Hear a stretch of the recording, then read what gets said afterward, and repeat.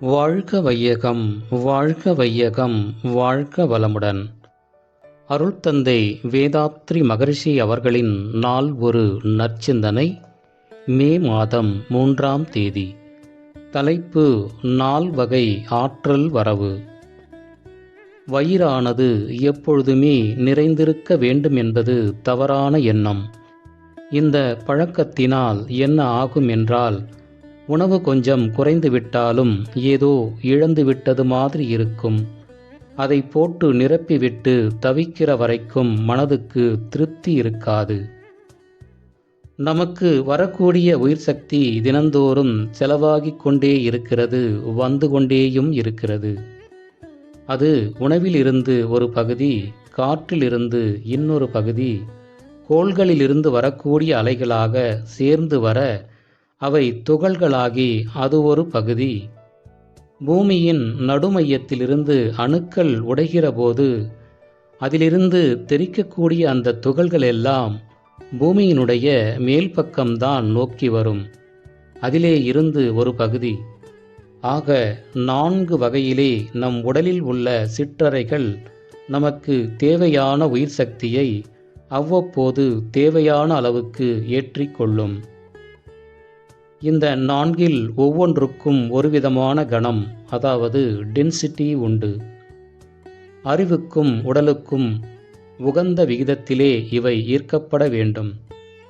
உணவை மாத்திரம் எப்பொழுதும் நிரப்பி வைத்துவிட்டால் மற்ற 3 வகையில் இருந்து வருவதை தடுத்து விடுகிறோம். அப்படி தடுத்து விடுவதினால் சில குறைபாடுகள் விளைகின்றன. சிலருக்கு கால்சியம் சத்து குறைவாக உள்ளது, இரும்புச் சத்து குறைவாக உள்ளது என்றெல்லாம் நீங்கள் கேள்விப்பட்டு இருப்பீர்கள். பலவிதமான உலோக சத்துக்கள், ரசாயனங்கள் எல்லாம் உடலுக்கு தேவை.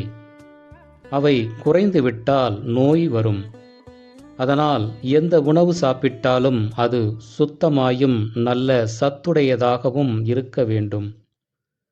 போஷாக்கு என்பது உணவின் அளவை பொறுத்ததன்று. நீங்கள் ஜீரணம் செய்து பழகிய உணவாக இருக்க வேண்டும். அதே நேரத்தில் அடுத்த முறை உணவு எடுக்கும்போது 1 மணி நேரம் முன்னதாகவே பசி இருக்க வேண்டும். அதுதான் அளவு முறை.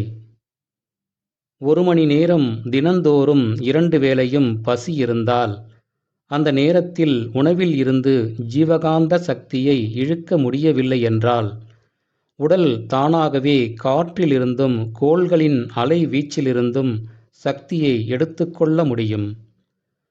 அப்பொழுதுதான் அறிவுக்கு விருந்தாக, சிந்தனைக்கு ஏற்ற விருந்தாக நல்ல சக்தி நமக்கு கிடைக்கும்.